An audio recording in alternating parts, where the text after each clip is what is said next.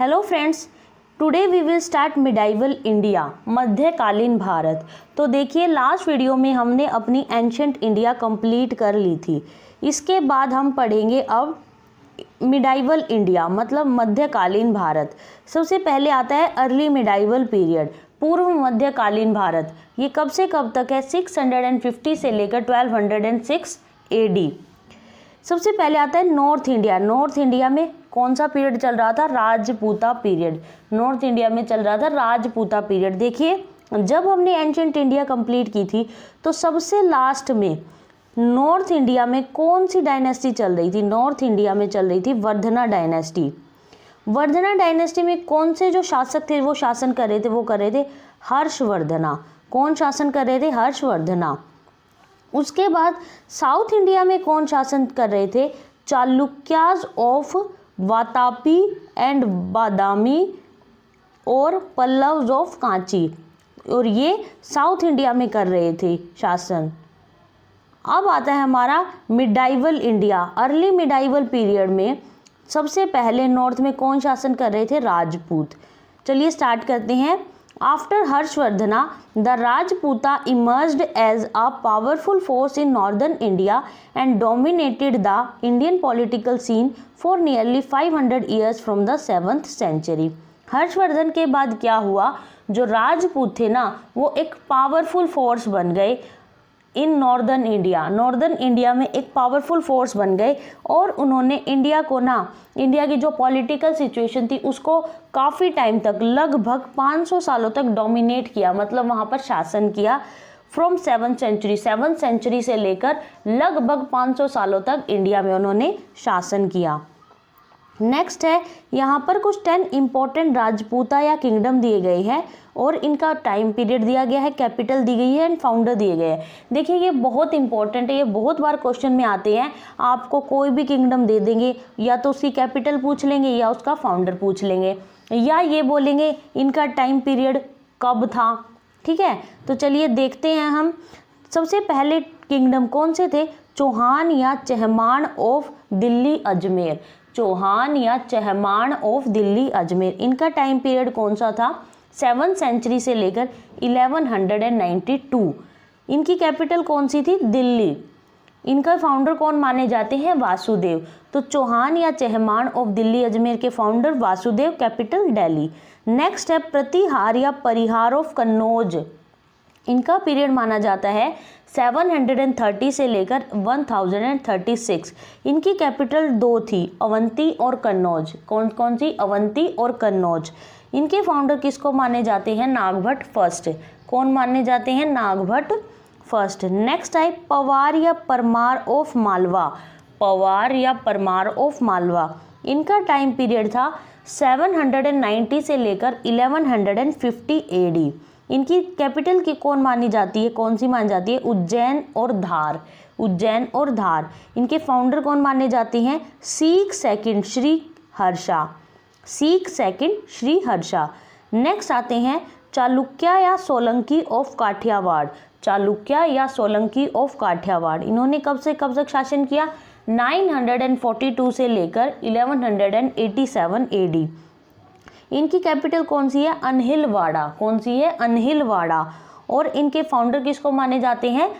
मुल्लाराज first. मुल्लाराज first. Second. Next है Rashtrakuta of मलखंद। मलखंद के राष्ट्रकूटा, इनका टाइम पीरियड 752 से लेकर 973।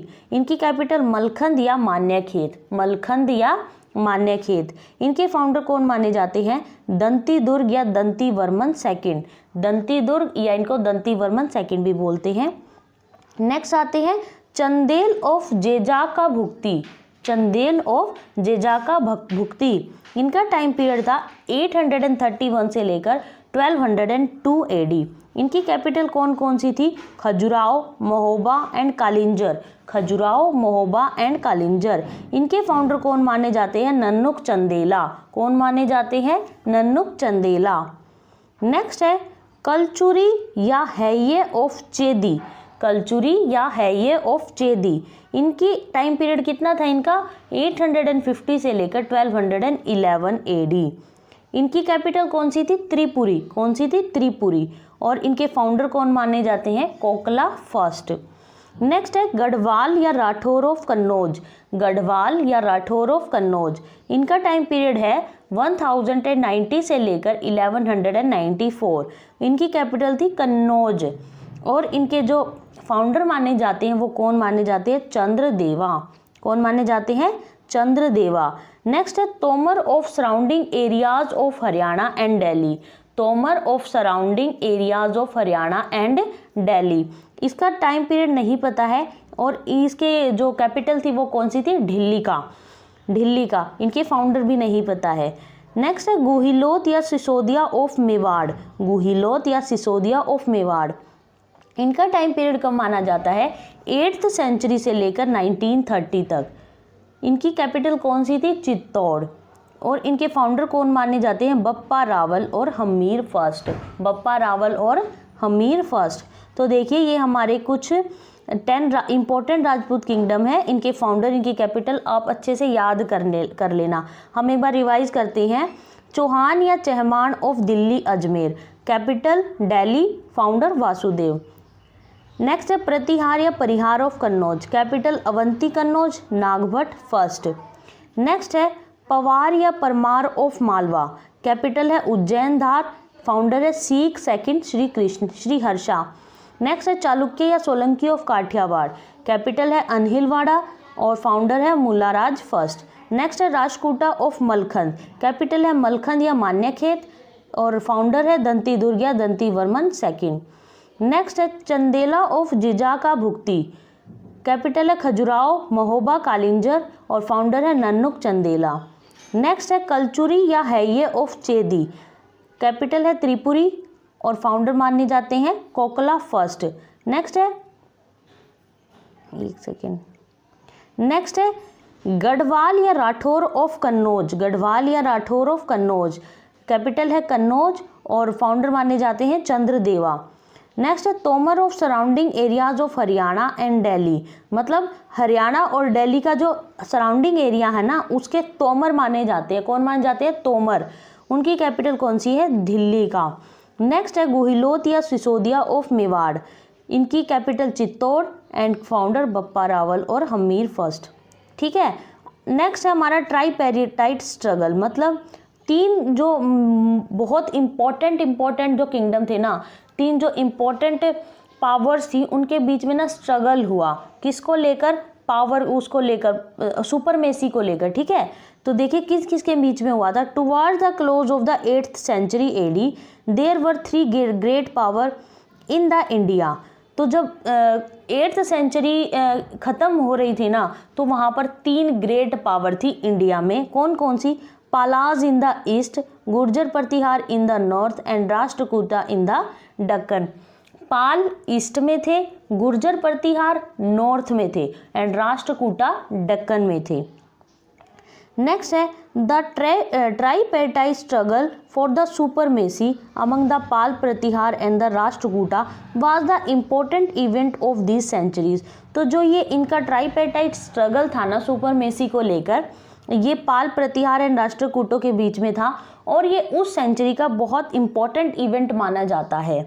नेक्स्ट है the main cause for this struggle was the desire to possess the city of Kannauj, Kannauj district UP.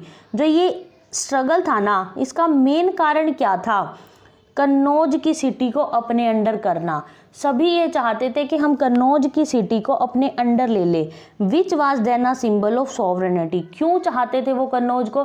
क्योंकि जो कन्नौज था ना उस टाइम सॉवरेनिटी मतलब संप्रभुता का एक सिंबल होता था। कन्नौज पर अपना अधिकार करना मतलब सॉवरेनिटी को स्थापित कर देना, इसलिए वो सब लोग कन्नौज पर अपना अधिकार करना चाहते थे। तो किन किन के बीच में?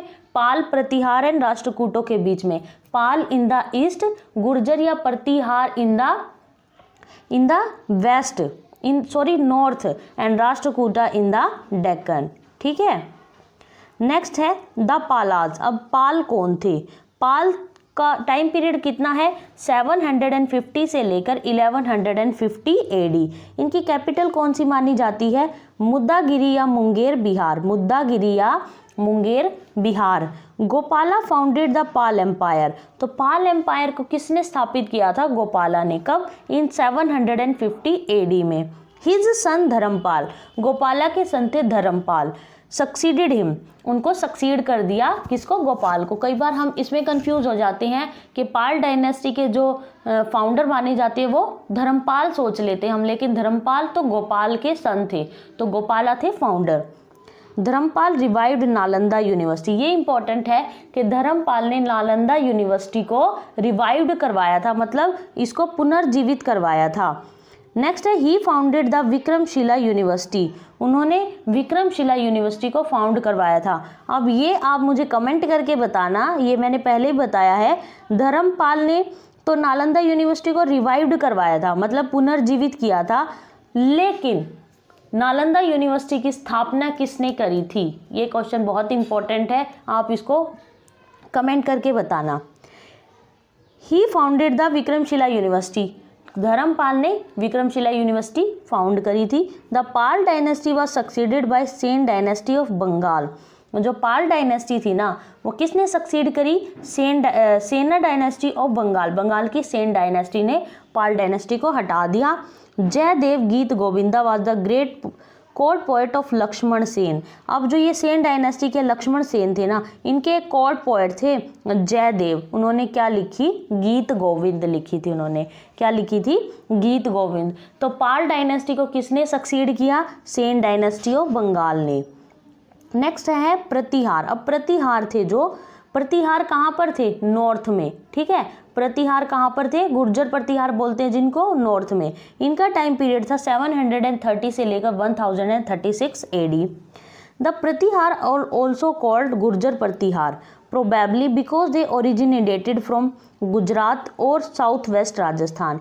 इनको गुर्जर प्रतिहार भी बोला जाता है क्योंकि ये कहाँ से ओरिजिनेट हुए थे? गुजरात और साउथ वेस्ट राजस्थान से। देखिए अब नेक्स्ट है भोज या मिहिर भोज, भोज या मिहिर भोज, ये कब से कब तक थे? 836 से लेकर 882 तक। Was the greatest ruler of this dynasty, तो प्रतिहारों की जो सबसे ग्रेटेस्ट रूलर थे वो कौन थे? भोज या मिहिर भोज।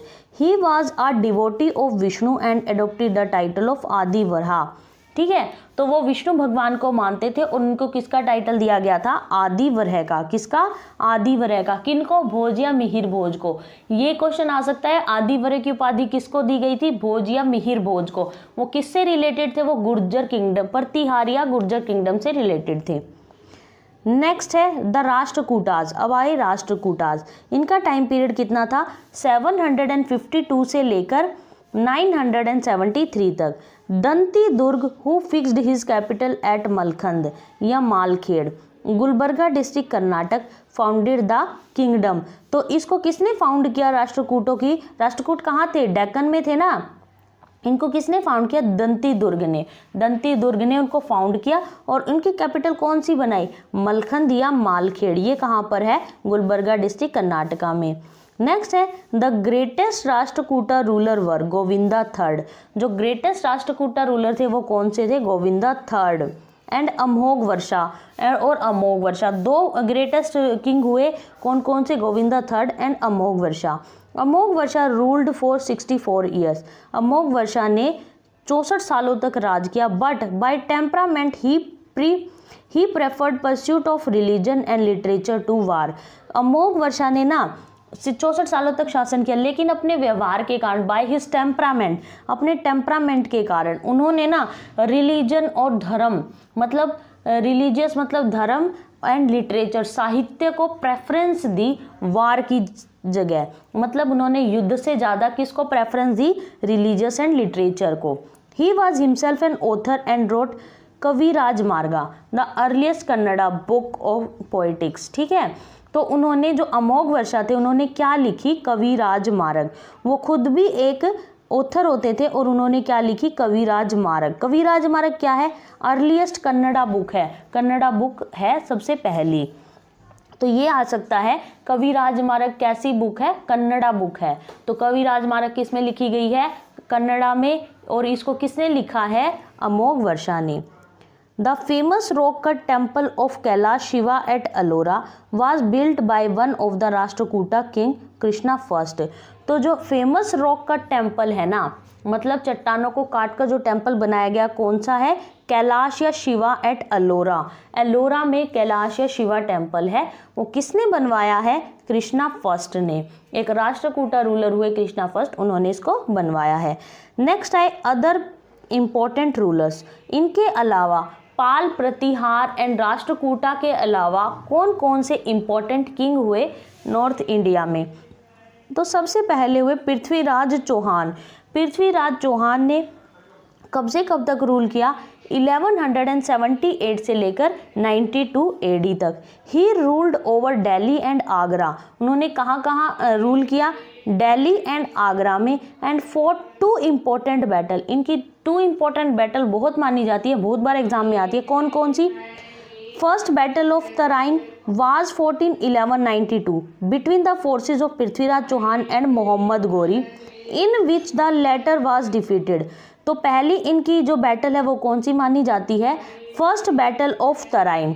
कब लड़ी गई वो? 1191 में। किस किस के बीच में? पृथ्वीराज चौहान एंड मोहम्मद गौरी के बीच में। किस किस के बीच में? पृथ्वीराज चौहान एंड मोहम्मद गौरी के बीच में, जिसमें मोहम्मद गौरी हार गया था। तो फर्स्ट बैटल ऑफ तराइन में कौन हार गया था? मोहम्मद गौरी। फिर हुई second battle of Tarain. Second battle of Tarain हुई 1 साल बाद ही 1192 में, when Mohammad Ghori again invaded India. मोहम्मद गौरी ने फिर दोबारा से इंडिया पर आक्रमण किया, in which Prithviraj Chauhan was defeated. लेकिन इसमें पृथ्वीराज चौहान हार गया। And captured and later on slain, और बाद में उसको मार दिया गया। The kingdom of Delhi fell to Mohammad Ghori. अब जो दिल्ली का किंगडम था, दिल्ली का जो शासन था वो किसके हाथों में चला गया? मोहम्मद गौरी के हाथों में। मोहम्मद गौरी के हाथों में चला गया ना, तब माना जाता है कि भाई जो इंडिया का रूल था ना वो मुस्लिमों के हाथों में चला गया था। The battle of Tarain had great significance in the political scene. देखो बैटल ऑफ तराइन थी ना, उसके बहुत पॉलिटिकल सीन है। किसमें? पॉलिटिकल इसमें, as it led to the establishment of Muslim. देखो कि भाई उस टाइम मुस्लिम्स की इस्टेब्लिशमेंट हो गई थी, rule over north India. North India के ऊपर वो रूल करने लगे थे। And subsequently in the north for several country, और इसी के सबसिक्वेंटली नॉर्थ इंडिया में भी कुछ टाइम के लिए मुस्लिमों का शासन स्थापित हो गया था। नेक्स्ट है जयचंद गढ़वाल या राठौर। जयचंद गढ़वाल या राठौर, इन्होंने कब से कब तक शासन किया? 1169 से लेकर 94 तक। He was the last Rajputa king. जो जयचंद गढ़वाल थे ये लास्ट राजपूता किंग थे। Who was also defeated and killed by Mohammad Ghori. इनको भी किसने मार दिया? मोहम्मद गौरी ने मार दिया in the battle of Chandawar. किसके युद्ध में? चंदावर के युद्ध में। चंदावर का युद्ध कब हुआ?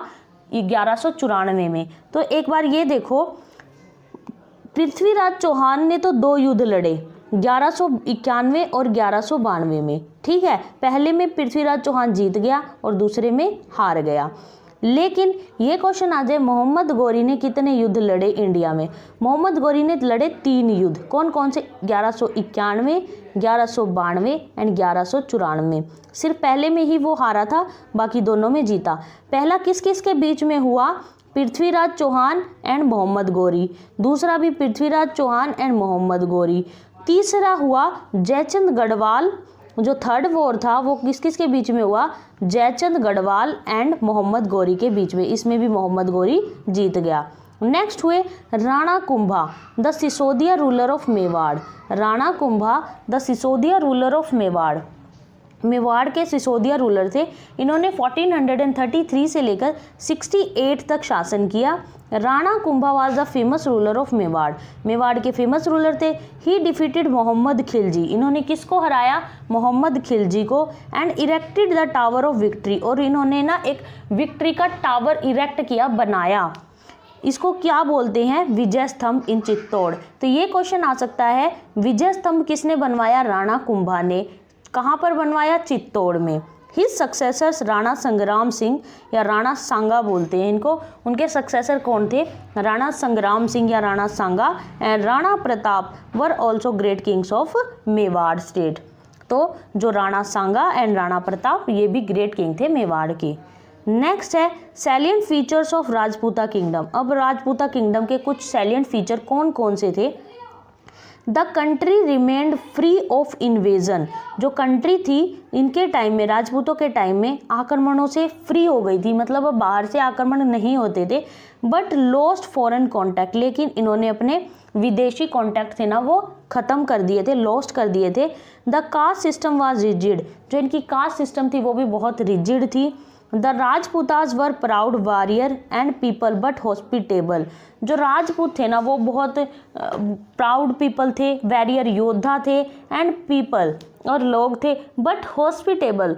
हॉस्पिटेबल होता है वो बहुत मतलब मेहमान नवाजी करते थे दूसरों की, बाहर से कोई भी आता उनकी बहुत मेहमान नवाजी करते थे।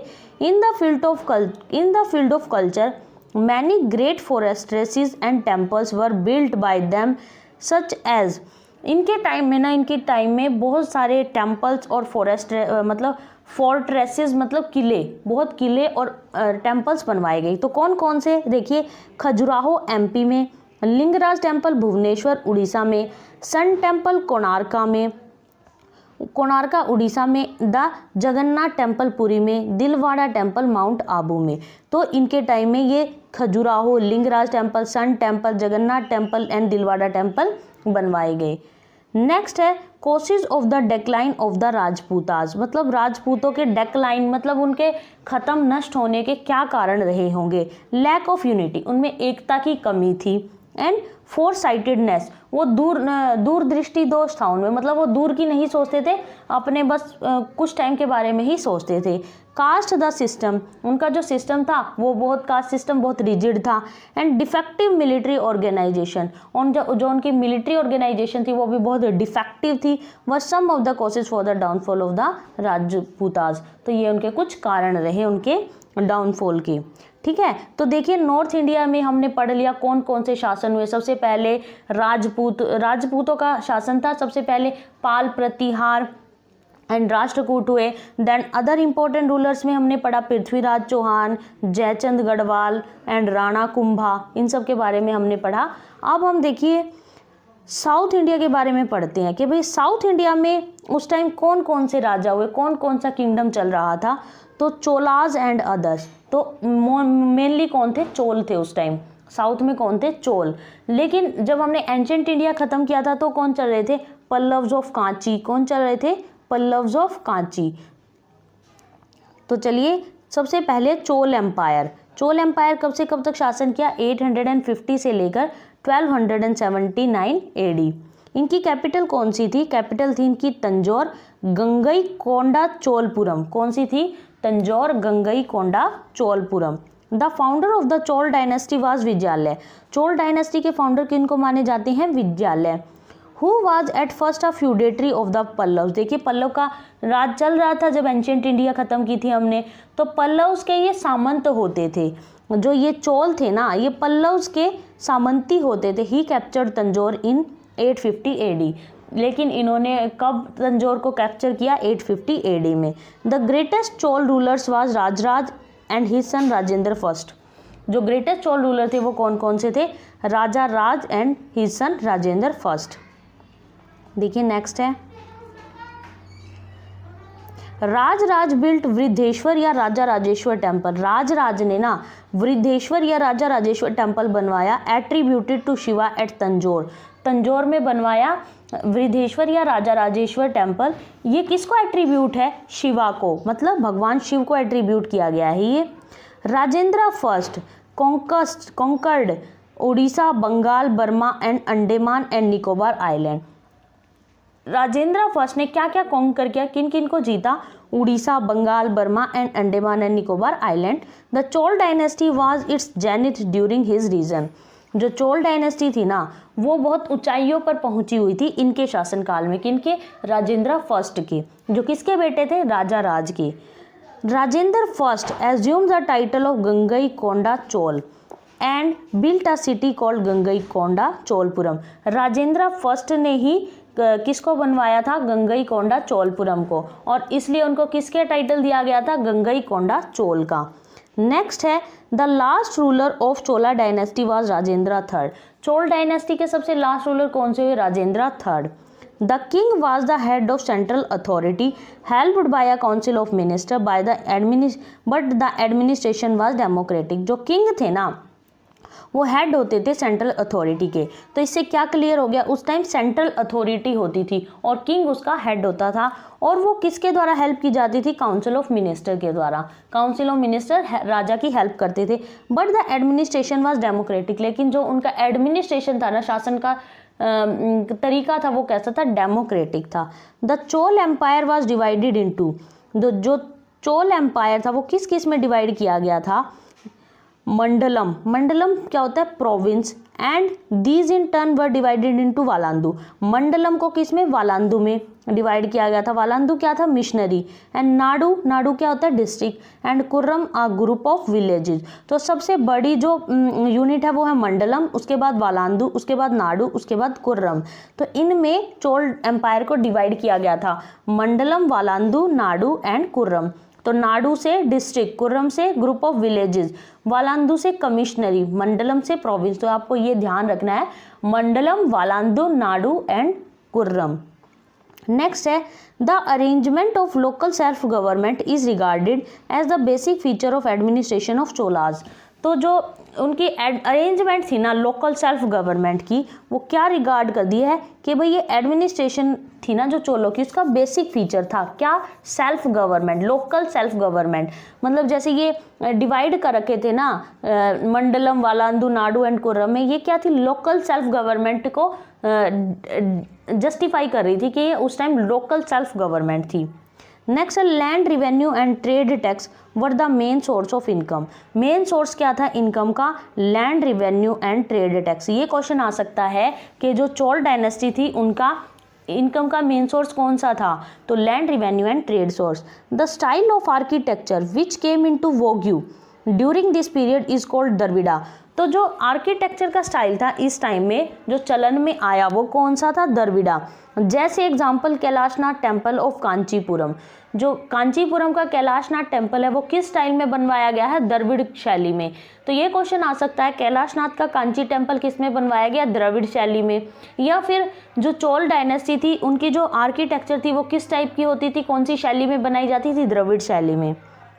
नेक्स्ट है another aspect was image making which reached it's climax in dancing figure of Shiva called Nataraja. इन्होंने एक ना पिक्चर बना रखी है किसकी? डांसिंग फिगर ऑफ शिवा की, जिसको नटराज कहा जाता है। इससे क्या बताया जाता है? इससे क्या हमें पता लगता है कि जो इमेज मेकिंग थी ना ये अपने क्लाइमैक्स पर पहुंच गई थी। मतलब इमेज मेकिंग थी, जो चित्रकारिता थी वो बहुत अच्छी सिचुएशन में थी इस टाइम में। तो ये क्वेश्चन आ सकता है कि जो डांसिंग फिगर ऑफ शिवा है या फिर जिसको नटराज बोलते हैं ये किस टाइम पीरियड की है? तो ये चोल डायनेस्टी के टाइम पीरियड की है। नेक्स्ट है कंबना हु रोट। कंबन था एक जिन्होंने रामावतारम लिखी। Kambana who wrote Ramavataram was one of the greatest figure of Tamil poetry. तो जो ये क्या थी? तमिल पोइट्री थी। रामावतारम एक तमिल पोइट्री थी। ये क्वेश्चन आ सकता है रामावतारम कैसी थी? तमिल पोइट्री थी। जो किसने लिखी? कंबन ने। His Ramayana is also known as Kamba Ramayana. इनकी जो रामायण थी कंबना की वो किस नाम से जानी जाती है? कंबा रामायणा। नेक्स्ट है Kambana, Kuttanna and Pugalendi. Kambana, Kuttanna and Pugalendi are considered as 3 gems of Tamil poetry. इनको तमिल पोइट्री का 3 जेम्स माना जाता है। किस किस को? मतलब त्रिरत्न माना जाता है कंबना, कुटन्ना एंड पुगलेंदी को। In the temples the vimana और द टॉल पिरामिडिकल टावर। एक टॉल पिरामिडिकल टावर बनाया जाता था मंदिरों में जिसको क्या बोलते थे? Vimana. Dominate the whole structure of the shrine and imparts an extraordinary dignity to it. तो ये मंदिरों का एक स्ट्रक्चर शो करता था। ठीक है, क्या? टॉल पिरामिडिकल टावर या विमाना। नेक्स्ट है gopuram and garbhagriha are the other 2 important structure. Gopuram and garbhagriha थे ना वो 2 इम्पोर्टेंट स्ट्रक्चर थे। ठीक है। तो हमने पहले भी पढ़ा है गोपुरम एंड गर्भगृह के बारे में, तो ये सब द्रविड़ शैली के ही आते हैं, ठीक है, द्रविड़ शैली में आते हैं। नेक्स्ट है the best specimens are the temples of Vidyalaya, Choleshwar and Nageshwara temple. तो इनके कुछ और अदर टेम्पल है, Vidyalaya, Choleshwara and Nageshwar temple, the Koranganath temple and the Muvara Kovitha temple. तो ठीक है, इनके बेस्ट स्पेसिमेन किन से पता चलते हैं, Vidyalaya, Choleshwar, Nageshwara temple, Koranganath temple and the Muvara Kovitha temple.